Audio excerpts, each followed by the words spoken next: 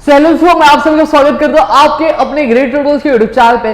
दोस्तों, आप सभी से जानते हैं कि आपके लिए धमाका सीरीज आई है और उसी धमाका सीरीज के तहत हम लेकर आ चुके हैं आपके लिए 7, 8, 9, 10, 11, 12 साइंस, कॉमर्स सभी क्लासेस के लिए वीडियो लेक्चर्स हम लगातार लेकर आप सभी के सामने हाजिर हो रहे हैं। अब यहाँ पे दोस्तों मैं आप सभी को बता दूं कि इससे पहले हमने एक आपका जो चैप्टर था इंडिया, यूरोप एंड इंडिया का, उसमें से हमने दोस्तों आपका जो एज ऑफ फाइनेंसेस वाला जो चैप्टर था वो अच्छे से टॉपिक था, चैप्टर नहीं था बेसिकली टॉपिक था, वो हमने अच्छे से कवर कर लिया था। अब यहाँ पे आज हम उससे रिलेटेड आगे के टॉपिक्स देखने वाले, कैसे रिलीजियस रिफॉर्मेशन, कैसे इंटेलेक्चुअल रिफॉर्मेशन कैसे हुआ, फिर अमेरिकन वॉर ऑफ इंडिपेंडेंस क्या है, फिर फ्रांस का जो वॉर हुआ था, ये सारी चीजें किस तरह से हुई, कैसे हुई थी और उसका इम्पैक्ट इंडिया में आगे चल के कैसे होने लगा, ये सारी चीजें हम लोग क्या आगे पढ़ने वाले हैं दोस्तों। और साथ ही साथ दोस्तों, अगर आपको हमारे काम पसंद आ रहा है, हमारी वीडियो पर हमारी टीचिंग पसंद आ रहा है, तो प्लीज वीडियो को लाइक करिएगा। चैनल सब्सक्राइब नहीं किया हो तो चैनल सब्सक्राइब अपने दोस्तों के साथ जरूर शेयर करिएगा दोस्तों, ठीक है। चलिए शुरू करते हैं। अब यहाँ पे हमने एज ऑफ फाइनेंसेस में क्या पढ़ा था कि बेसिकली क्या किया जा रहा था कि जो चर्च में जो प्रीस्ट हुआ करते थे वो किस तरह से जो कॉमन मैन्स होते थे उसको मैनिपुलेट किया करते थे, उनको मिसगाइड किया करते थे कि भैया बाइबल में ये चीजें लिखी हुई, ये चीजें नहीं लिखी हुई। ये सारी चीजों का क्या बहुत ही ज्यादा क्या पंगा हुआ करता था, जिसके वजह से जो लोग होते थे वो बहुत परेशान होते थे और जो प्रीस्ट थे वो क्या करते थे, उनको भली भांति लूटा करते थे। और हमने ये भी देखा था कि इस तरह से अलग अलग रिफॉर्मेशन हो रहे थे आर्किटेक्चर को लेकर, पेंटिंग्स को लेकर, आर्ट्स को लेकर, ये सारी चीजें हमने देखी थी।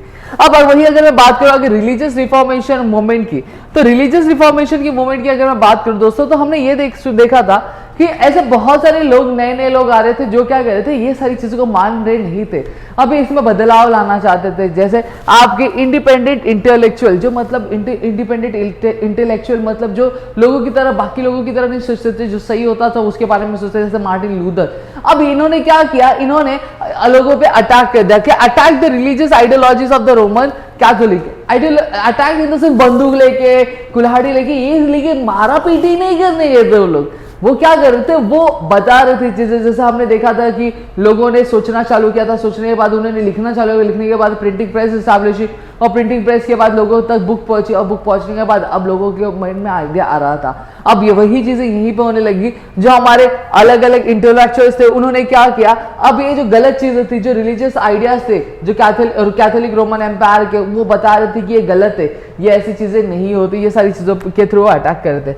अब जो क्रिश्चियन प्रीस्ट थे दोस्तों, हमेशा हमने ये कहा है कि जो सिक्के के हमेशा दो पहलू होते हैं, एक अच्छा वाला होता है और एक बुरा वाला था। उसी तरह से कुछ प्रीस्ट अच्छे होते, कुछ बुरे प्रीस्ट होते। अब जो खराब प्रीस्ट होते थे वो क्या करते थे, अब वो लोगों का फायदा उठाते थे। किस तरह से, उनको जो बाइबल में लिखी हुई लैंग्वेज वो पढ़ने नहीं आती थी, या फिर जो चीजें, या फिर वो पढ़ लिखे नहीं होते थे, या फिर वो चीजों को अवॉइड करते थे, तो उससे उनका बहुत फायदा उठाते थे और धर्म के नाम पे, रिलीजन के नाम पे वो क्या करते थे, लोगों को लूटा करते थे दोस्तों। इतनी चीजें मेरे ख्याल से आप सभी को समझ में आ गई होगी। और यही जो मूवमेंट था आपके रिलीजियस आइडियाज को लेकर, गलत रिलीजियस आइडियाज को लेकर, इसी चीज को हम लोग क्या बोलते हैं, रिलीजियस रिफॉर्म मूवमेंट बोलते हैं दोस्तों। जिसकी वजह से क्या हुआ, लोगों को दोस्तों फ्रीडम मिला और rationalism. Freedom in the sense क्या, लोगों को अब किसी चर्च के प्रीस्ट की बातों का गुलाम नहीं रहना पड़ेगा, उनकी बात नहीं माननी पड़ेगी, वो अपने से सोच सकते हैं क्या सही है क्या गलत है, उनको इतनी सारी समझदारी खुद से आने लगी थी दोस्तों। तो मेरे ख्याल से इतनी चीजें आपको क्लियर है। अब वहीं अगर मैं बात करूं आपके ज्योग्राफिकल डिस्कवरीज की, अब जो टर्क्स ओटोमन थे, कौन थे, टर्क्स ओटोमन 1453 AD, उन्होंने क्या किया दोस्तों, उन्होंने ना जो कॉन्स्टेंटिनोपल, इस्तानबुल, इसको क्या कर लिया दोस्तों, कैप्चर कर लिया। जैसे अगर मैं बात करूं, ये इस्तानबुल है, ठीक है, ये फॉर एग्जांपल इस्तानबुल है, अब ये ओटोमन टर्क्स है। अब ये एक सिटी है, अब ये सिटी है, यहां पे थोड़ा सा क्या ओपन है, ठीक है, 2 मिनट क्या, हाँ सॉरी, हाँ, अब ये थोड़ा सा ओपन है और यहाँ आपका यूरोप है। अब यहाँ से यूरोप की जो कंट्रीज होती थी वो ऐसे होके आपके एशिया में आती थी, ठीक है। अब ओटोमन ने क्या कर लिया, इसको भाई साहब को कैप्चर कर लिया। अब कैप्चर करने के बाद ये जो सी रूट बंदी हुई थी ना दोस्तों, इसको खुली हुई थी ना, जो यूरोप से होके आपकी इंडिया तक आती थी, एशियन कॉन्टिनेंट तक आती, उसको क्या कर लिया, कैप्चर करने के बाद ये रास्ता क्या पूरा बंद कर दिया। अब यहाँ पे यूरोपियंस को जरूरत पड़ गई, किस चीज की जरूरत पड़ी दोस्तों, आपके एक नए रूट को क्या ढूंढ निकालने के, सही बात है कि नहीं बात है। अब इससे क्या हुआ, अब यहाँ पे वही लिखा है the Ottoman Turks conquered the Constantinople Istanbul, मैंने ऑलरेडी बता दिया आपको।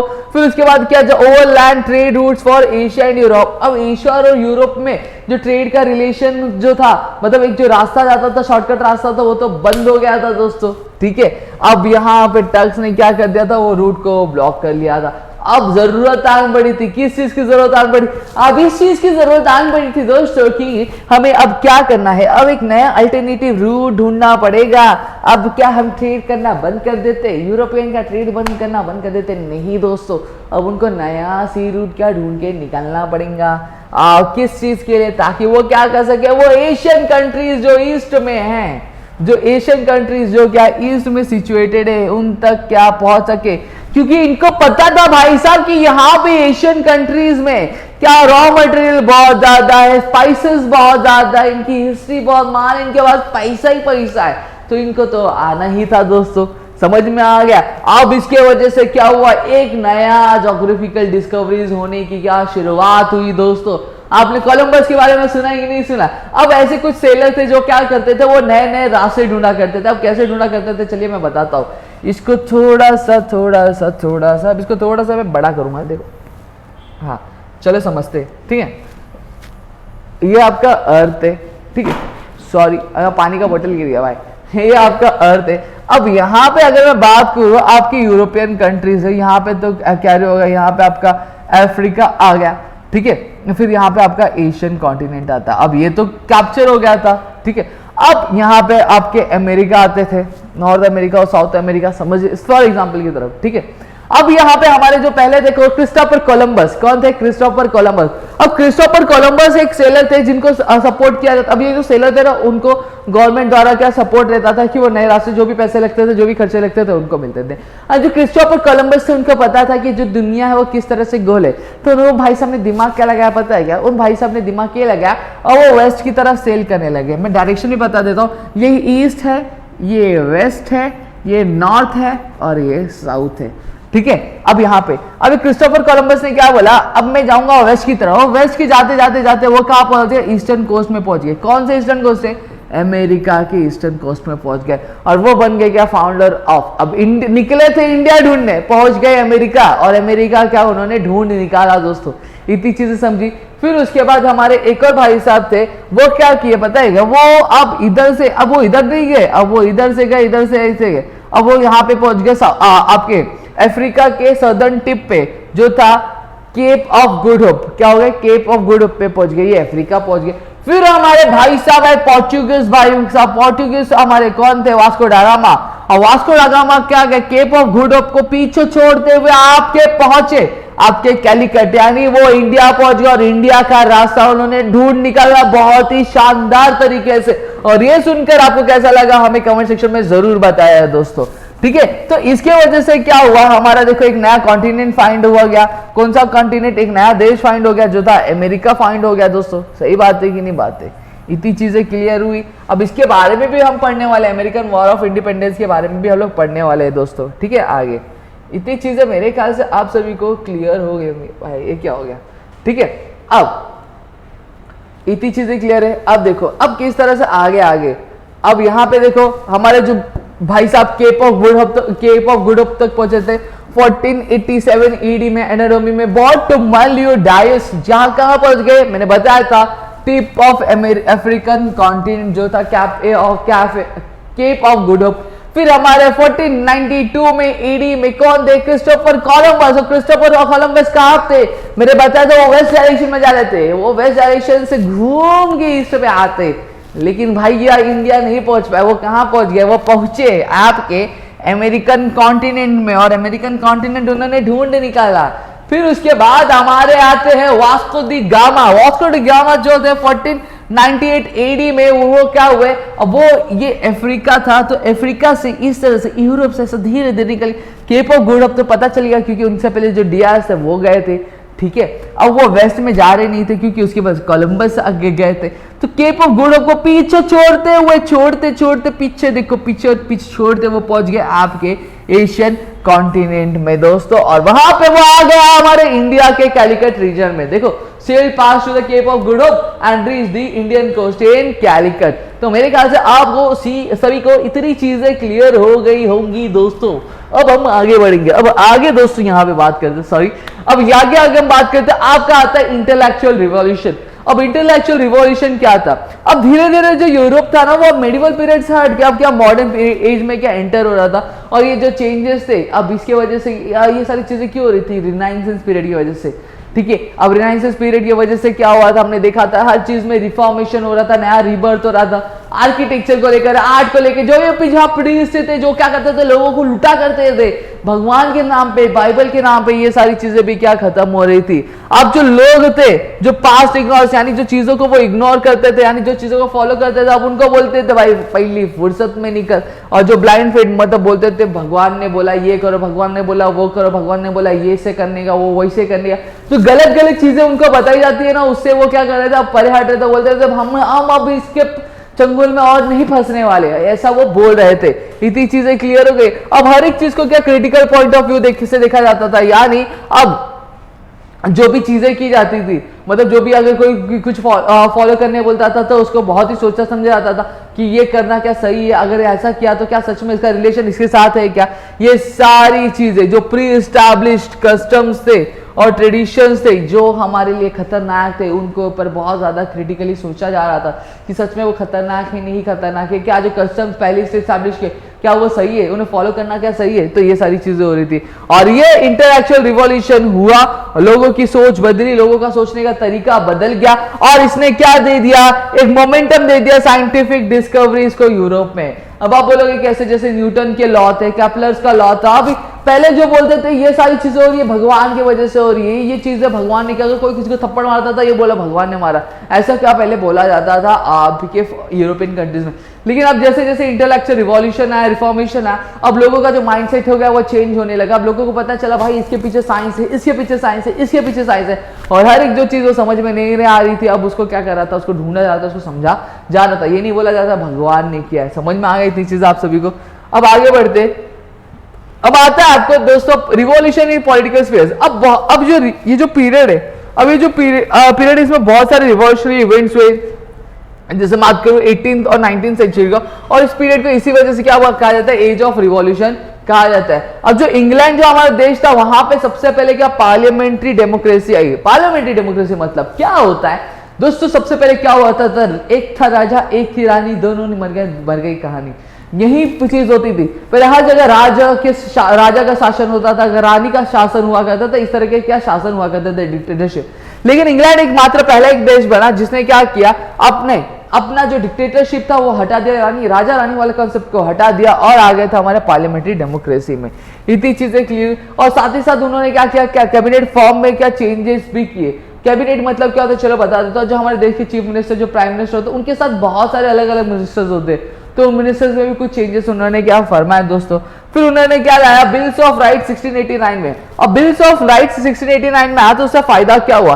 अब जो किंग था ना वो बोलता था भाई इसको उठा ले, इसके घर में खाना नहीं बनेगा, इसका घर जला दे, इसको क्या कर, इसको 100 साल तक अपने उम्र 100 साल तक इसको कैद में रख। तो ये सारी चीजें खत्म हो रही। अब किंग्स के पास क्या होती, लिमिटेशंस होने लगी थी, पावर जो कुछ थोड़ी ही चीजों के लिए यूज करता था, अगर यूज करता भी तो उसको बताना पड़ता था किस लिए यूज किए। और sovereignty of parliamentary was establish. Sovereignty of parliamentary इसलिए एस्टैब्लिश किया गया था क्योंकि मेरे दोस्तों ताकि वो पार्लियामेंट जो है किसी तरह के प्रेशर में काम ना करे, बहुत ही ज्यादा फ्रीली और फ्री मोड में क्या काम करे। इतनी चीजें मेरे ख्याल से आप सभी को क्लियर हो रही होंगी दोस्तों, और हो गई होंगी।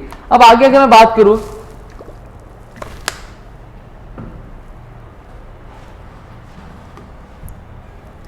अब आता है दोस्तों अमेरिकन वॉर ऑफ इंडिपेंडेंस। अब जैसा हमने कहा कि 18th सेंचुरी 19th सेंचुरी बहुत बड़े बड़े कांड हुए, बहुत बड़े बड़े काम हुए दोस्तों, बड़े बड़े काम है, क्या सारी चीजें चलिए समझते हैं। अब जैसे यहां पे मैं बात करूं, अब यूरोपियन कंट्रीज, अब जैसे हमारे क्रिस्टोफर कोलंबस अमेरिका पहुंचे, उनके बाद बहुत सारे लोग आए, यूरोप से आए, फ्रांस से आए, यूरोपियन कंट्री, फ्रांस से, ब्रिटेन से, ऐसे बहुत अलग अलग जगह से आए। अब जो बहुत अलग अलग जगह से आए तो वो सब क्या उधर अमेरिका में क्या रहने लगे और अमेरिका में अपनी कॉलोनी स्टैब्लिश किया। अब जो लोग वहां पे रहते थे उनको क्या मार दिया, जिसे जिन्हें रेड इंडियंस कहा जाता था दोस्तों, उन्हें मार दिया गया और उनको मारने के बाद उन्होंने खुद की कॉलोनी क्या स्टैब्लिश कर दी, खुद रहने लगे, एकदम पार्टी वीटी करने लगे। अब यहाँ पे क्या हुई चीज है, अब जो लोग वहां पे रहने लगे, अब उन्होंने क्या किया, हम हमारी गवर्नमेंट को क्यों पैसा दे, हम हमारी गवर्नमेंट को टैक्स क्यों भरे, हम तो अलग हो गए ना, हम अब तो अलग देश में रहते हैं, हम जिस देश में टैक्स भरना चाहिए उस देश में रह के हम टैक्स नहीं भरते, अब हम अलग रह के क्या सारी चीजें मैनेज करते। तो इस चीज का क्या, ये सारी चीजें क्या लोगों के मन में उठने लगी। अब लोगों के मन में उठने लगी कि अब वो किसी को रिपोर्ट नहीं करेंगे। अब आगे क्या होता है चलिए देखते हैं। अब यूरोपियन कंट्रीज ने अपना जो पूरा अटेंशन है वो अमेरिका के टुवर्ड्स बना लिया था और साथ ही साथ उन्होंने क्या कर लिया था, पूरा जो कंट्रोल था वो ले लिया था और अपनी जो कॉलोनीज थी उसको इस्टेब्लिश कर ली थी। लेकिन दोस्तों मैं बता दूं, जो इंग्लैंड के पास इतना पावर नहीं था, इतना पावर था क्या, नहीं था। उन्होंने कितनी कॉलोनीज इस्टेब्लिश की थी मैं बता दूं तो आपको 13 कॉलोनीज इस्टेब्लिश कर दी थी आपके ईस्ट कोस्ट जो था अमेरिका का वहां पे, और आगे चलकर वो ही क्या बन गए, आपके स्टेट्स बन गए। अब इतनी पावर नहीं थी। अब जो इंग्लिश पार्लियामेंट था, जो इंग्लिश पावर नॉमिनल डोमिनेशन, अब इंग्लिश पार्लियामेंट ने क्या बोला, अब बहुत सारे अलग अलग आपके ऑपरेसिव, यानी अब वो बोल दिया कि अब और ज्यादा पावर मुझे एस्टैब्लिश करना, तो उन्होंने ऑपरेसिव पॉलिसी एस्टैब्लिश की, जो रेस्ट्रिक्शन था, जो टैक्सेस था इन कॉलोनीज पे, उन सभी को क्या कर दिया, आगे रख दिया। जिसकी वजह से क्या हुआ, जो पीपल, जो लोग थे, उन्होंने रिवोल्ट किया, क्या बोला, उसकी आगे से आवाज उठाई, किसके सामने, इंग्लैंड के सामने। और इंग्लैंड ने क्या कर दिया, वॉर डिक्लेयर कर दिया। जो वॉर डिक्लेयर हुआ तो अमेरिकन कॉलोनीज जो मतलब जो उनके ही देश के थे और वो अब रहने लगे थे अमेरिका में, उन लोग ने क्या किया, अब उन्होंने आर्मी बनाई अपने ही मदर लैंड से क्या लड़ने के लिए, जो लोग उनके ही मदर लैंड से बिलोंग करते हैं उनसे लड़ने के लिए। फिर उसके बाद अमेरिकन कॉलोनीज क्या हो गए दोस्तों, इस्टेब्लिश हो गई। अमेरिकन कॉलोनीज ने क्या किया, आर्मी इस्टेब्लिश कर दी। अब फिर उसके बाद आते हैं हमारे जॉर्ज वॉशिंगटन। और जो दोस्तों यहाँ पे आपको मैं बता दूं कि हमारे जॉर्ज वॉशिंगटन की मदद से ही हमने क्या किया था, जो आर्मी थी वो इस्टेब्लिश कर दी थी। फिर उसके बाद हम फाइनली हमने क्या किया, हमने इंग्लैंड के खिलाफ जो वॉर था वो क्या जीत लिया, यानी अमेरिका ने वॉर खिलाफ जीत लिया था इंग्लैंड के खिलाफ। अब जो इवेंट जो ये होता है, अब ये जो पूरा जो इवेंट था इसी को हम लोग क्या बोलते हैं, अमेरिकन वॉर ऑफ इंडिपेंडेंस बोलते हैं। और ये जो हुआ था आपका 4 जुलाई 1776 में हुआ था। अब फेडरल गवर्नमेंट, अब एक ऐसी गवर्नमेंट थी, अमेरिका एक ऐसी गवर्नमेंट थी जो क्या थे, जिसका सबसे पहला रिटर्न कॉन्स्टिट्यूशन था। क्या था दोस्तों, सबसे पहला रिटर्न कॉन्स्टिट्यूशन था। इतनी चीजें मेरे ख्याल से आप सभी को समझ में आ गई होंगी। और यहाँ पे आपको दिया गया based on principle of democracy, ये सारी चीजें भी थी। अब यहाँ पे आगे बढ़ते, अब आगे क्या देखेंगे हम लोग, आगे हम देखने वाले आपका फ्रेंच रेवोल्यूशन। अब फ्रेंच रेवोल्यूशन कुछ नहीं, जैसे जिस तरह से बाकी देश थे जहां पे राजा महाराजा का राज हुआ करता था, लेकिन राजा महाराजा से जो प्रजा थी वो खुश नहीं हुआ करती थी, तो उसी तरह से सिनारियो यहाँ पे भी 1789 एडी में जो लोग थे उन्होंने क्या कर दिया, रिवॉल्ट कर दिया। क्या कर दिया, रिवॉल्ट कर दिया। जो राजा की अनकंट्रोल्ड अनजस्ट मोनार्की थी, अब और जो फेडरलिज्म था उसको क्या कंट्रोल में रखना बहुत ज्यादा जरूरी था। क्यों, क्योंकि अब लोग जो थे अब बहुत ही ज्यादा क्या खुश नहीं थे राजा की करतूत से, जो फ्यूडल सिस्टम थे। हम यहाँ पे जो अपर क्लास वाले होते थे उनको टैक्स भरने की जरूरत नहीं पड़ती थी, सिर्फ उन्हें टैक्स भरने की जरूरत रखी थी। जो निचली क्लास वाले उनको बहुत ज्यादा तंग किया जाता, उनके ऊपर ऑपरेसिव पॉलिसी का एप्लीकेट किया जाता। अब एक दिन लोगों को गुस्सा आ गया, लोगों को गुस्सा जब आया तो लोगों ने क्या किया, इसके अगेंस्ट आवाज उठाना क्या पसंद किया। अब जब आवाज उठाना पसंद किया, आवाज उठाए, तो क्या हो गया, जो देश था वो क्या बन गया था, रिपब्लिक। अब रिपब्लिक मतलब क्या होता है दोस्तों, अब जो अगला पीएम बनता है या फिर अगला जो रिप्रेजेंटेटिव बनेगा वो उसको कौन इलेक्ट करेगा, उसको जो लोग होंगे वो इलेक्ट करेंगे दोस्तों, उसके बिना उसको कोई इलेक्ट नहीं कर सकता। फिर उसके बाद अब ये जो पूरा इवेंट है उसको हम लोग क्या बोलते हैं, फ्रेंच रेवोल्यूशन बोलते हैं। और फ्रेंच रेवोल्यूशन ने इंडिया को क्या दिया, आपका लिबर्टी यानी फ्रीडम, इक्वालिटी यानी समानता, और फ्रेटर्निटी मतलब भाईचारा। ये जो हमें तीन वैल्यूज हमें किसने दिया, हमारे फ्रेंच रेवोल्यूशन ने दी है दोस्तों। तो मेरे ख्याल से आप सभी को इतनी चीज समझ में आ गई, समझ में आई है, तो यार प्लीज वीडियो को लाइक करिएगा, चैनल सब्सक्राइब नहीं किया हो तो चैनल सब्सक्राइब करें, अपने दोस्तों के साथ शेयर करिएगा। और हम मिलेंगे हमारे नेक्स्ट वीडियो में, तो तब तक के लिए घर पे सुरक्षित रहे, अपना ध्यान रखिए दोस्तों।